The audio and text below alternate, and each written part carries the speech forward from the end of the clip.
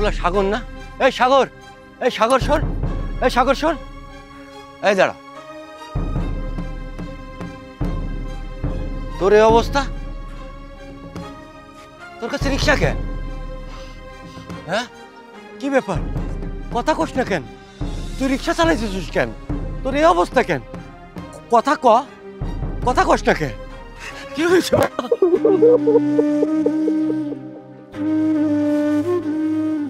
কি হয়েছে তোর? আব্বা আমার সব শেষ হয়ে গেছে আব্বা। কি হয়েছে বাবা? তুই না বিদেশে গিয়েছিলি? তোরে না কত কষ্ট করে আমি বিদেশে পাঠালাম। আব্বা আমার জীবনে আমি সব হারাই ফেলছি আব্বা। আমার কিচ্ছু নাই, আর কিচ্ছু নাই আব্বা। আমি তোমার লগে খুব খারাপ আচরণ করছি, আমার তুমি মাফ করে দিও, আমার তুমি মাফ করে দিও আব্বা। ও আমার কইলো না যে তুমি ওর লগে খারাপ আচরণ করছো, খারাপ দৃষ্টিতে তাকাইছো, সব মিথ্যা কথা, সব মিথ্যা কথা। আমি তোমার খামাকে ভুল বুঝছি, আমি তোমার লোকে খারাপ আচরণ করছি, আমার মায়ের লোকে খারাপ আচরণ করছি শুধু ওই ডাইনির লেগে। ওই ডাইনি তোমার লেগে খারাপ আচরণ করতে বাধ্য করছে আমার। আমি সব শুনে ফেলাইছি আব্বা, আমি ভুল করছি, আমার শাস্তি আমি পাইতেছি, আল্লাহ আমার শাস্তি দিছে।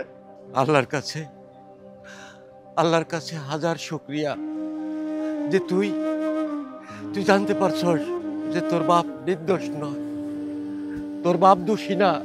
এটা আল্লাহর কাছে শুকরিয়া জানাই যে তুই আমারে তোর ভুলটা তুই বুঝতে পারছিস। তোর বাবা কোনো দোষী নয়, এটা তুই বুঝতে পারছিস বাবা। কিন্তু বাজান তুই এখনো কেন কইতাছস না যে তুই কেন রিক্সা চালাইতাছস? তুই না বিদেশে তো আইছস, তোর না অনেক টাকা, তুই তোর মায়ের চিকিৎসার টাকা দেস না, দিতে পারস না। তুই টাকা লইয়া তোর শালিরে লইয়া বউরে লইয়া শপিং করতে যাস, কিন্তু এত টাকা তোর বিদেশের থেকে আইছস, কিন্তু তুই রিক্সা চালাইতেছস কেন সাগর? আমারে ক বাবা, কেন তুই রিক্সা চালাইতেছস? আমি বিদেশ থেকে যে টাকাটা ইনকাম করে আনছিলাম, ওই আমার কাছ থেকে মিথ্যা কথা কইয়া আমার সহায় সম্পত্তি যা ছিল, টাকা পয়সা যা ছিল, সব ওর নামে করে নিছে। কি কস এই সব? তুই তোর টাকা পয়সা সব কিছু বোন নামে লেখা দিছস? এটা কি করছস তুই? আমার কি কইছে জানো? আমার কইছে যে তোমার আব্বা তোমার নামে সালিশ বসাবো। ওই যে আমি তো একটা প্রতিষ্ঠিত মানুষ, আমি তোমাকে দেখাশোনা করি না, টাকা পয়সা দিই না, খেয়াল রাখি না, এই সমস্ত নিয়ে লোকজনের কাছে তোমরা বিচার দিবা, বিচার দেওয়া সালিশ বসাবা, আমার নামে অনেক ধরনের কথা কইবা। তুই আমার সন্তান, তোর বিরুদ্ধে আমি সালিশ বসামু? এটা হয় বাবা? পিতামাতার কাছে সন্তান যতই অপরাধ করুক, পিতামাতা কোনোদিন সন্তানের উপরে প্রতিশোধ নেয় না বাবা। এই ভয় দেখায়া আমারে কইছে কি জানো? তোমার নামে যে সমস্ত টাকা পয়সা আছে, জমি জায়গা আছে, সব তুমি আমার নামে করে দাও, তাই তোমার আব্বা তোমার কাছে কোনোদিন নিতে পারবো না। আমি মিথ্যা ভয় পেয়ে আমি ওর নামে সব কিছু করে দিছি আব্বা। আর ওই কিনা আমার একেবারে ফকির বানায় ছাড়ছে। আমার না সব শেষ হয়ে গেছে আব্বা, আমার সব শেষ হয়ে গেছে। এই রিক্সা চালাচ্ছে না, আমার কোনো গতি নেই আব্বা, তাই আমি রিক্সা চালাইতেছি। সব কিছু লেখা দিছস মানে? তুই আর একজনের লেখা দিলেই তো এটা হইব না বাবা। আমি জীবিত থাকতে সম্পদ তো সব আমার নামে, আমি লেখা না দিলে তো এই সম্পদ অন্য কারো নামে হইব না বাবা। তুই যদি তোর বউরে লেখাও দিয়ে থাকস, এটা তো বাবা জাল দলিল হয়ে গেছে।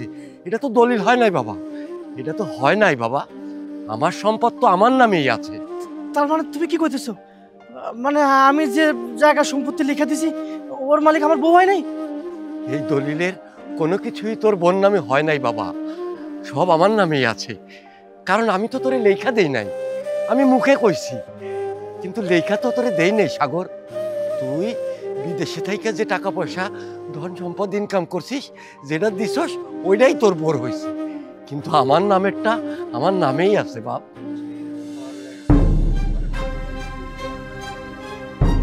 সম্পত্তি পাইয়া, টাকা পাইয়া তার পাওয়ার খুব বেড়ে গেছে, দেমাগ খুব বেড়ে গেছে, আমার বাড়ি থেকে বাড়ি করে দিতে চায়। হ্যাঁ, তোমার লোক খারাপ আচরণ করে, সব বুদ্ধি পরামর্শ করে আমাকে সংসারটা একেবারে শেষ করে ফেলেছে। আমি যদি কি করবো? আমি অনেক পাপ করছি, অনেক ভুল করছি, আমার জীবনে যে আমি ভুল করছি আজকে তার প্রায়শ্চিত্ত করবো। তুমি চলো আমার লোকে, আসো, এগুলো উঠো, তুমি উঠো।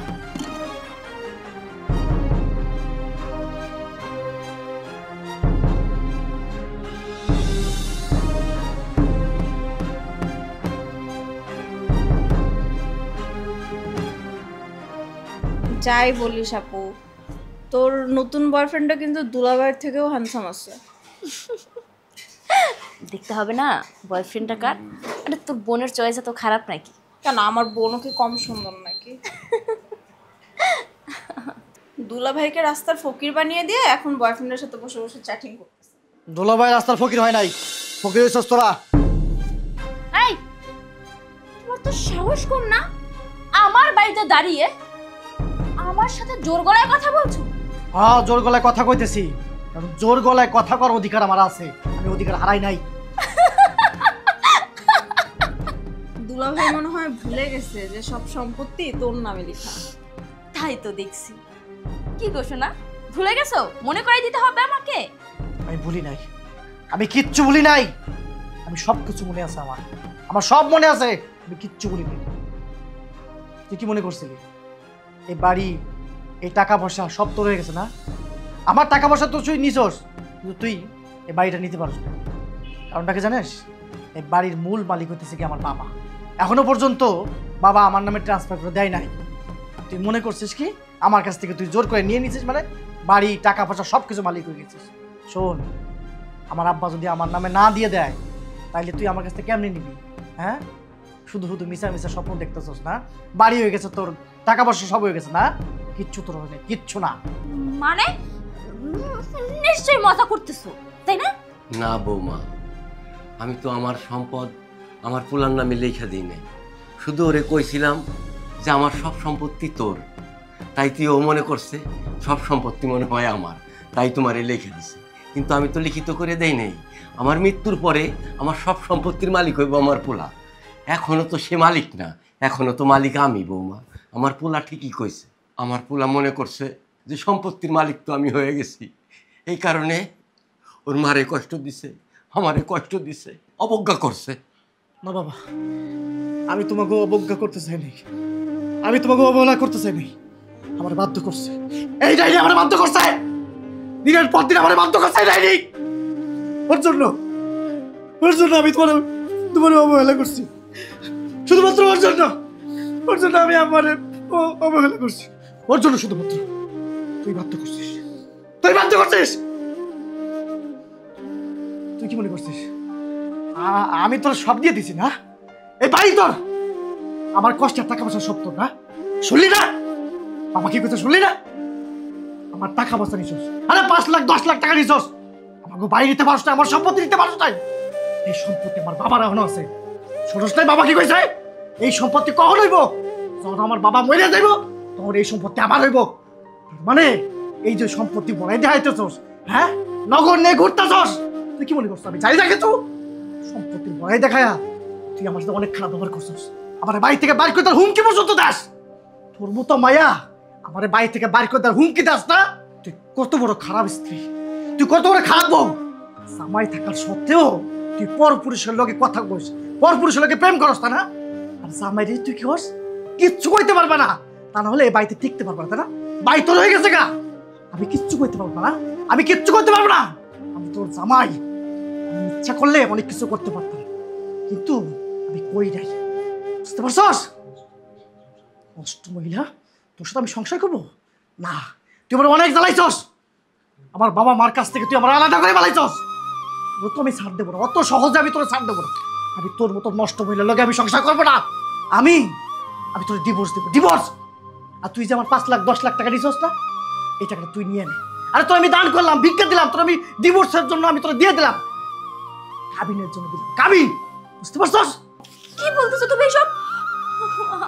আমার ভুল হয়ে গেছে, আমাকে ক্ষমা করে দাও। আমি লোভে পড়ে গিয়েছিলাম, আমি ভুল করেছি, আমি আর এমন ভুলটা করবো না, প্লিজ আমাকে ক্ষমা করে দাও। এই চুপ, একদম চুপ, তুই একটা কথা কবি না, বাইরে বাইরে থেকে বাইরে, তোকে দুটারে আমার দেখতে ইচ্ছা করতেছে, বাইরে। বাবা বাবা প্লিজ, আপনি আপনার ছেলেকে একটু বুঝান না, আপনার ছেলেকে একটু বলেন না আমাকে ক্ষমা করে দিতে। আমি আর কখনো আপনাদের সাথে এমন ব্যবহার করব না। এই যে আমি কানে ধরছি বাবা, বাবা প্লিজ আমাকে ক্ষমা করে দিতে বলুন প্লিজ। মারে, তুই আর আমার কাছে কোনো আবদার করিস না। তুই তুই আমার অনেক কষ্ট দিছিস, আমার অসুস্থ বউরে অনেক কষ্ট দিছিস।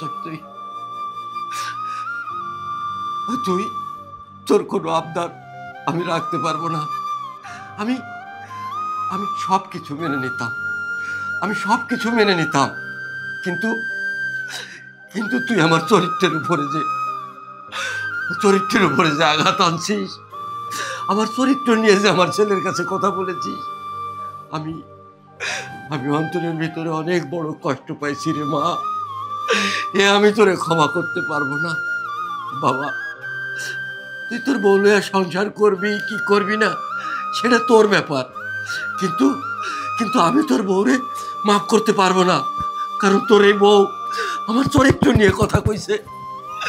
তোর অসুস্থ মারে দেখে নাই, সেবা সুস্থ করে নাই, আমারে দিয়ে দুনিয়া আর কাজ করাইছে। সব মাফ করে দিতাম বাবা, কিন্তু আমার চরিত্র নিয়ে তোর বউ কথা কইছে, আমি তোর বউরে মাফ করতে পারুম না বাবা। চিন্তা কর না, যা করার আমি করতেছি। কিরে এমন চাই দেখতেছিস না? হ্যাঁ চাই দেখতেছস, তুই কি মনে করছিস তোরা মাফ করে দিব? দুই চারটা ভালো ভালো কথা বলে আমি তোরা মাফ করে দিব? তুই আমারে কষ্ট দিছস, আমার অসুস্থ মাটারে কষ্ট দিছস, আমার আমার বাবারে তুই আমার বাবার চরিত্রের উপর তুই কলঙ্ক দাগ লাগাইছস। এত কিছু জানার পরেও আমি তোরে মাফ করবো? আমি তোর লাগে সংসার করবো? বাইরে হয়ে যেতে কইছি না? এখনো খাড়াই আছে, নির্লজ্জ বেহার মতো আরো খাড়াই আছে।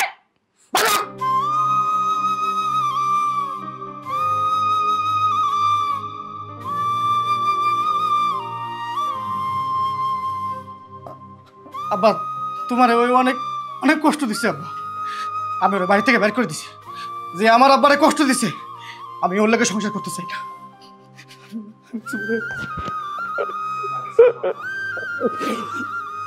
আব্বা আমি আমার মার দেখতেছে, আমার মার দেখার জন্য আমার মনটা কেমন করতেছে।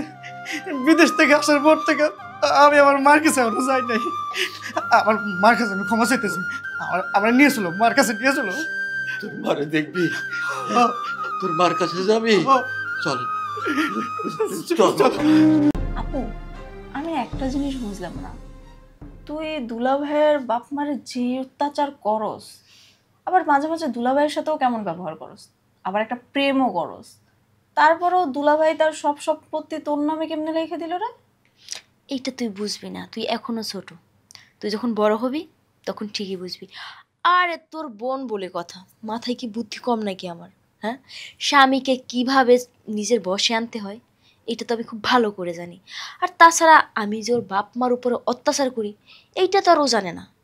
আমি তো ওরে উল্টো বলছি যে ওর বাপ তোর উপরে আমার উপরে খারাপ নজরে তাকায়, এই জন্যই তো ও সব কিছু বিশ্বাস করে আমার নামে করে দিছে। ও এইটা হইছে তাহলে আসল কাহিনী? হ্যাঁ এইবার বুঝছি। আর আমি ওর সাথে সংসার করব নাকি? আমার তো উদ্দেশ্যই ছিল যে ওর যা কিছু আছে সমস্ত কিছু আমার নামে লিখে নেওয়া। আমার নামে লিখে নেওয়া হয়ে গেছে, এখন জাস্ট কিছুদিনের অপেক্ষা। কিছুদিনের ভিতরে আমি আমার বয়ফ্রেন্ডের হাত ধরে এই বাসা ছেড়ে চলে যাব। যদিও এই বাসাটা আমার নামে, তো কিছুদিনের জন্য চলে যাব, তারপর আবার এই বাসায় চলে আসব, আর ওদেরকে ঘাট ধাক্কা দিয়ে বাসা থেকে বের করে দেব। বাহ বাহ বাহ বাহ, আমার অগোচরে আমারে ঘাট ধাক্কা দিয়ে বাড়ি করে দেওয়ার প্ল্যানিং চলতেছে না? বাহ বাহ, কি চমৎকার প্ল্যানিং, কি চমৎকার। আমি তোমার খুব ভালোবেসে বিয়ে করছিলাম, আমি অনেক ভালোবাসতাম তোমার, আমি অনেক বিশ্বাস করতাম, কিন্তু না আমার কানটায় না আমি বিশ্বাস করতে পারতেছি না যে আমি এটা কি শুনলাম, আমি এটা কি দেখতেছি। আমার জন্মদাতা পিতার আমি বিশ্বাস করি না, কিন্তু আমি তোরে কিন্তু বিশ্বাস করি। তুই আমার কি শোনাই? আর আমি শোনার পর থেকে না আমি বাকরুদ্ধ হয়ে যেতেছি যে আমি যারা ভালোবাসছি সে সে এত কিছু করতে পারে, আবার আমারে আমার বাড়ির থেকে তাড়ানোর জন্য সে প্ল্যান করতেছে। শোনো, এত জ্ঞান জ্ঞানানি না আমার ভালো লাগছে না। কি করবা? হ্যাঁ হ্যাঁ, আমি প্রেম করছি, আমি তোমার বাবা মায়ের উপর অত্যাচার করেছি, তো কি হয়েছে? হ্যাঁ কি হয়েছে বলো আমাকে। এখন কিন্তু সবকিছু আমার নামে, সেটা তুমি ভুলে যেও না। তোমার নামে না আছে কোনো টাকা পয়সা, না সেই বাড়ি। বেশি কথা বললে না, তোমাকে সহ তোমার বাপ মা সহ বাড়ি থেকে ঘাট ধাক্কা দিয়ে বের করে দেবো। কিচ্ছু করতে পারবে না, কিচ্ছু করতে পারবে না। সবকিছু দিয়ে দিছি না, সবকিছু। আর কোনো আমার কিছু নাই, তাই তো? তুমি কি ভালোবেসে আদৌ আমাকে দিয়েছো, নাকি আমি চালাকি করে বুদ্ধি খাটিয়ে তোমার কাছ থেকে সবকিছু লিখে নিয়েছি? কোনটা? খুব বড় গলায় কইতেছো, খুব জোর গলায় কইতেছো। আমার সবকিছু তুমি নিয়ে নেছো না? এই প্রবাসী সবকিছু তুমি নিয়ে নেছো? হ্যাঁ লিখে নিয়েছি। তো এখন কি করবে? হ্যাঁ কি করবে? পারবে আমার কাছ থেকে সবকিছু ফেরত নিতে? পারবে না।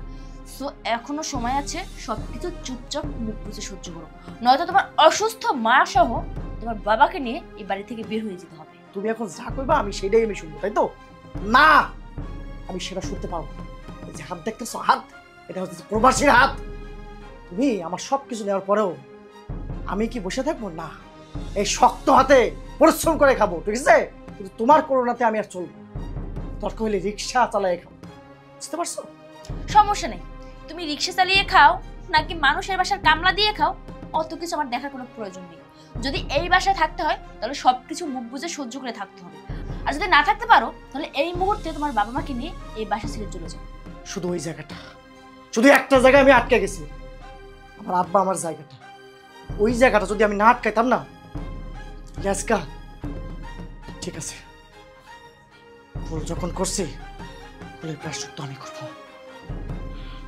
আমি করবো। বস তো, মাথা ঠান্ডা কর। যাক, ভালোই হয়েছে যে সবকিছু জেনে গেছে, এখন আমার জন্য আরো সহজ হবে। হ্যাঁ, এতদিন এত লুকোচুরির থেকে এখন যা করবে একদম দেখিয়ে দেখিয়ে। হ্যাঁ সেটাই তো, এখন সবকিছু আমার নামে, লুকোচুরি করার কি আছে? লুকোচুরি তো আমি এতদিন করেছি সবকিছু আমার নামে লিখে নেওয়ার জন্য। এখন যেহেতু সবকিছু আমার হয়ে গেছে, এখন তার লুকোচুরি করার কোনো মানেই হয় না। তবে যাই বলো, তুমি কিন্তু জিনিয়াস, তোমার বুদ্ধির কাছে সবাইকে হার মানতে হবে। তুই যদি আমার সাথে থাকিস না, তাহলে আমার মতো বুদ্ধি শিখতে পারবি, ভবিষ্যতে কাজে লাগবে।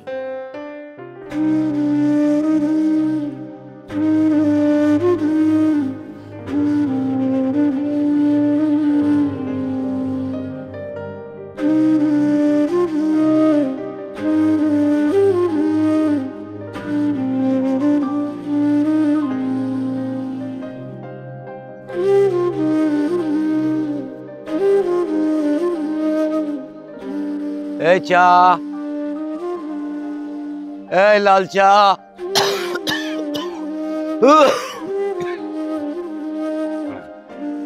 এই চা।